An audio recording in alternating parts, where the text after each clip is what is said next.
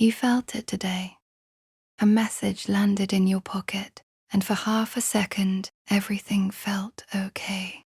Not because anything changed, not because someone genuinely showed up for you, but because a number went up. And here's what nobody's saying out loud. Your brain no longer knows the difference between that ping and actual love. This isn't about phone addiction. This is about something deeper. Your neural architecture is being quietly rewritten, and most people won't notice until real connection feels exhausting. Part 1. The dopamine trap. Your brain runs on dopamine, not as a reward, as a prediction signal. It fires hardest not when you get something good, but when you might get something good. This is called variable reward.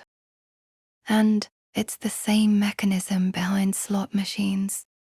Social media cracked this open. Every time you post, you don't know if 3 people will like it or 300. That uncertainty is the addiction. Your brain keeps pulling the lever. But here's where it gets worse. Real human connection doesn't offer that loop. A real conversation is unpredictable. It's slow. Someone might misunderstand you. They might be distracted. They might say the wrong thing. The app never does that. The app is always available. The app gives you a number. Clean. Instant. Safe. So your brain starts doing the math. Digital feedback, low effort, high predictability, fast reward. Human intimacy, high effort, high risk, slow payoff.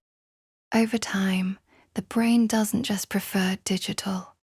It starts treating real conversation as friction, as a problem to avoid. Part 2. The high cost of frictionless intimacy. Here's the word nobody's using: simulation. What social platforms sell you isn't connection. It's a simulation of status.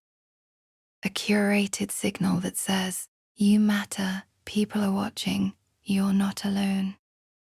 And it's engineered to feel just real enough that your brain accepts it as the real thing. The problem with the simulation is what it replaces.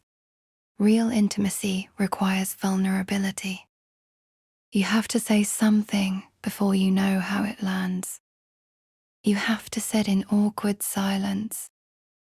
You have to be seen without a filter, without the ability to edit, delete, or control the narrative.